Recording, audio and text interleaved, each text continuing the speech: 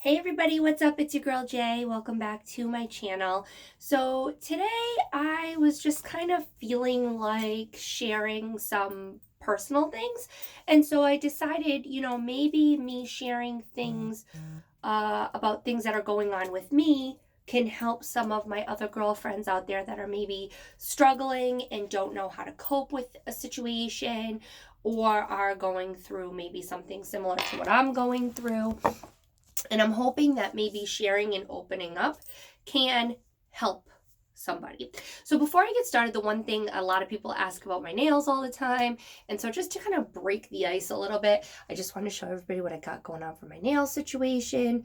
They are rose gold sparkle gel nails. So that's what I got going on. Ooh, something fun, right? So that's the nail situation. So basically, what I want to share with you guys is something that I've been struggling with probably, it happened since I was about 15 with depression and anxiety. Now, depression and anxiety does run in my family, but for me, I didn't start experiencing that until it's very hard for me to talk about because I don't talk about it with many people, but until I was sexually assaulted in high school by another, schoolmate. So basically, an older boy in my school, somebody that I had kind of dated a little bit, he wanted things from me that I just was not willing to give. He was older than me, and I just didn't want to give it. And so we had broken up. And long story short, he, in school, in a hidden hallway, did very appropriate, forceful things to me that thankfully were witnessed by another classmate and a woodshop teacher that had basically helped save me. And the police were called, and it was a whole big thing. And yeah. So that kind of started the downward spiral. I'm sorry, I think I have something in my eye. For me with my depression and anxiety, because at that point I felt like, I'm not going to lie, I don't know why, because it wasn't my fault that it happened, but I felt like a piece of shit. I felt worthless. I felt disgusted, sad. I felt a lot of things. And for me, it really took a toll on just my well-being in general. And it took a toll on my family. It took a toll on my father because my dad's a policeman, you know what I mean? Newly retired, but he's a policeman and he's still a policeman at heart. So for him, I think he felt helpless. Like, I'm supposed to protect and serve. How could I not protect my own child? And for my mom, seeing me kind of go through that was traumatic. And my sisters were younger, so they really didn't understand it in a lot of ways because I was 10 years older than them. So, it was a tough situation on my family. So I don't like to label myself as a victim. I'm a survivor of it. But sometimes you just can't leave like the past in the past, because even though you've tried to move on from a situation, there's still remnants from that situation that affect your life going forward, no matter what. Like for me, I could seek all the therapy in the world. I could take all the medication in the world. At the end of the day, that situation still bothers me. It still haunts me because I never understood, like, why couldn't you just leave me alone? Why did you have to do that to me? What you did to me has affected me for my whole life, with men issues, with self-esteem issues, with, sexual issues, everything that affected me for my whole life. And thankfully I found somebody who loves me and cares about me. My husband went to the same school as me. He was Mr. Hottie Toddy, captain of the football team. He was 3 years older than me. And I had a crush on him through high school, honey. And he had 1,000,001 girlfriends. He was like, I call him a reformed hoe, because I turned a hoe man into a house man, because my husband was just, very super duper popular. All the guys wanted to be like him and all the girls wanted to date him. And, I think had we dated in high school, we would not be together, obviously, today, because he was like pimp daddy. But, we started dating, and like I was 21 and he was 24. So it was after high school. And so now we've been together almost 15 years and married for, oh my God, I'm trying to think, almost 9. April coming up will be 9 years we've been married. And so my husband knew about all of this stuff in school because we had went to the same school. So my husband knows this person, disgusted, hates him for what he did to me because he knows it's affected me for my whole life. And we've banged into this person a couple times, and my husband made it abundantly clear to him, you come near my wife and I'm going to lay you out and bang you out because you fucked with the wrong person. But for me, he sees what it's done to me just internally because I try to move on, but like I said, there's remnants of that situation that's always there. So for me, I had to know the signs of the depression, which was, and there's several signs of depression, unwilling to get out of bed, or feeling like you wake up and why did you wake up?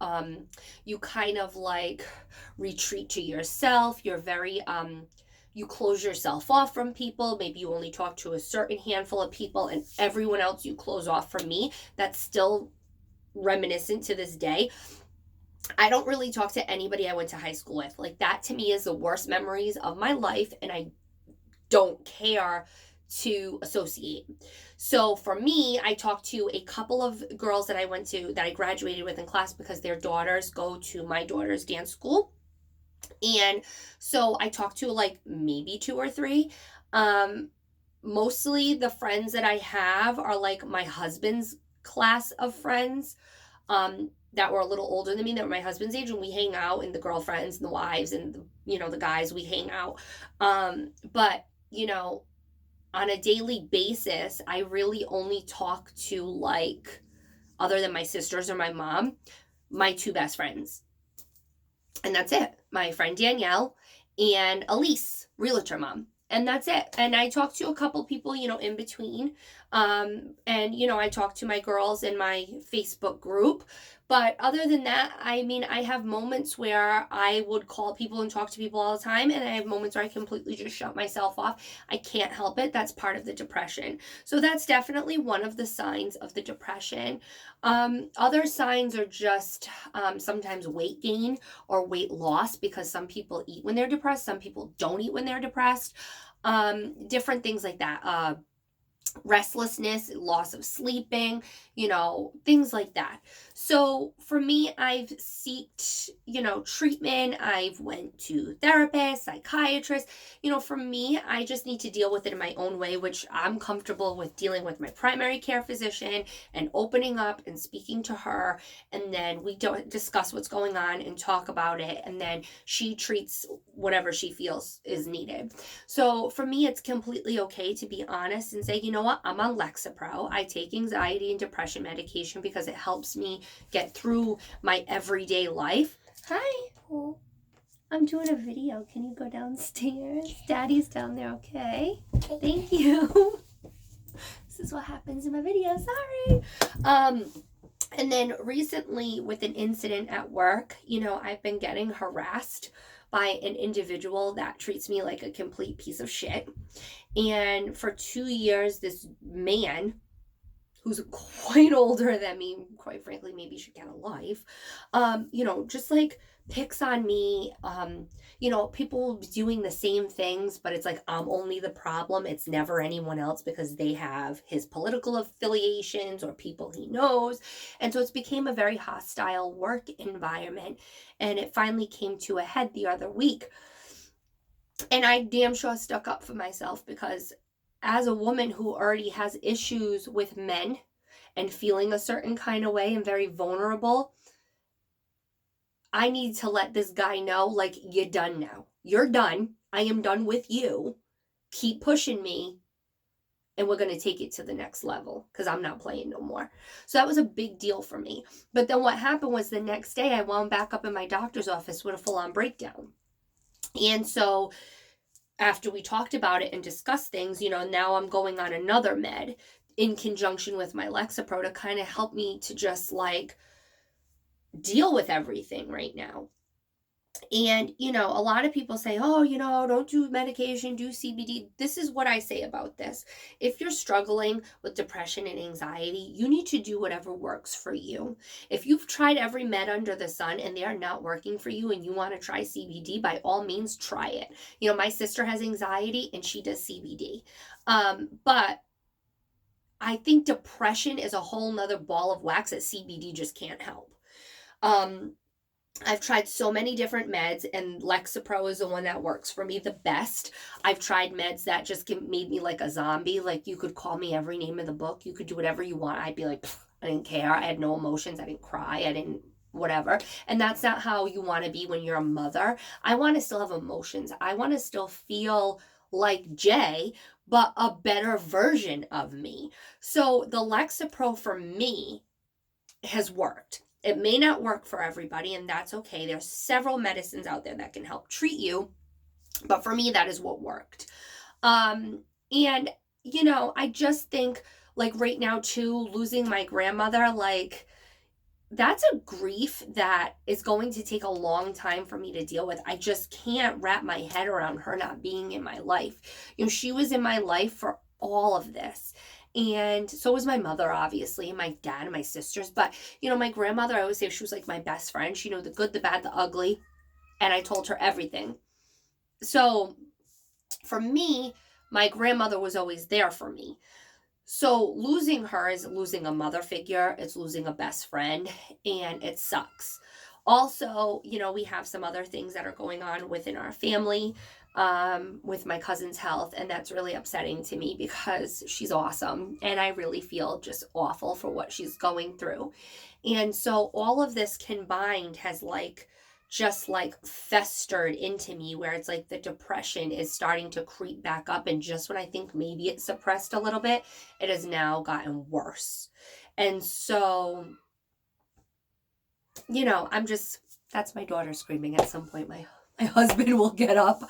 But for me, it's just become an everyday part of my life to have to treat it and struggle with it. And people that aren't struggling with it, they don't understand. They're like, oh, whatever, you're fine. Just get over it. No, that's not how it works, honey. That's not how it works. And a lot of people who don't treat it, and a lot of people who don't try to treat it, they end up tragically doing things that affect everybody else around them for their whole life. And by that, I mean suicide, which is not okay. Nobody should ever have to go to that point where they feel that there's no other recourse but to take their own life. And I know for me, I don't ever want to get to that point. So the only way for me to make sure that that never happens is to be on top of it, to know my signs, to know what it is I need to make me okay to function, and be on top of that with my doctor. So I guess what I want to say in this video is just be aware of your surroundings. Be aware of yourself. Self-love is always number one. You have to believe that whatever it was that caused this in your life, you didn't deserve it, and you need to try to figure out a way to treat it. And once you start to treat it, you need to take the necessary steps, whatever it is, to help you to function. If that's cutting negative people out of your life, if that's a change of scenery, maybe you need to move somewhere and have a fresh start, or maybe you need a new group of friends, or maybe you need to seek a different therapist, or whatever it is that you can do to help to make yourself function the best version of yourself, that's what you need to do. And so I want to share my story because I think it's very important for people to realize, you can wrap up your life in this cute little bow, and I can show you a million handbags and I can be like, oh, this is my wonderful stuff. But that's not who I am. Those are things I like. This is my outlet, but that's not who I am as a person. I have a lot of different parts that make me who I am. And not everybody realizes from doing like YouTube and different things how somebody, what's really happened in someone's life to affect them in certain ways. And so for me, this is an outlet to be open and honest and be myself and say, like, accept me for who I am. If you like it, you like it. If you don't, there's the door. But, I'm a lot of things in life. I'm a wife, I'm a mother, I'm a sister, I'm a friend, I'm a granddaughter. But in order for me to function and be the best I can at all of those things. I need to know the signs within myself to treat whatever it is that I need to be able to be that best version of me. So, this is my story. I hope that it helps anybody that's going through depression, anxiety, feeling like you just want to crawl the walls sometimes and get out of a room, feeling like you're down and out and you've hit rock bottom and you don't know how to get back up. There is a way to get back up, and you will get back up. You have to just believe in yourself and get help. And once you do that, I think you'll start to see a change in how you are, but you need to know and recognize the signs in order to be able to help yourself before it takes a different turn that nobody should have to take. So I really hope that this all helps anybody going through this. Drop a comment below if you need a friend, you need a listening ear. My email's always there. I'm always available. I just want everybody to have self-love and to take care of themselves and to realize that things that happen in your past don't really need to define you as a person. They just need to help you to kind of figure out the person you've now become and how to make you the best version of yourself. So, so that's it, guys. This is my story, and I just wanted to share it with anybody who's struggling with what I'm going through, because it is real. It's a real life problem, and I think that the only way to help solve the problem is to be honest and talk about it. So I am. I love you guys all so much. Make sure you check out the IG page for all my other reviews and my giveaways, and I will be back again soon. I love you guys so much. Bye, everybody.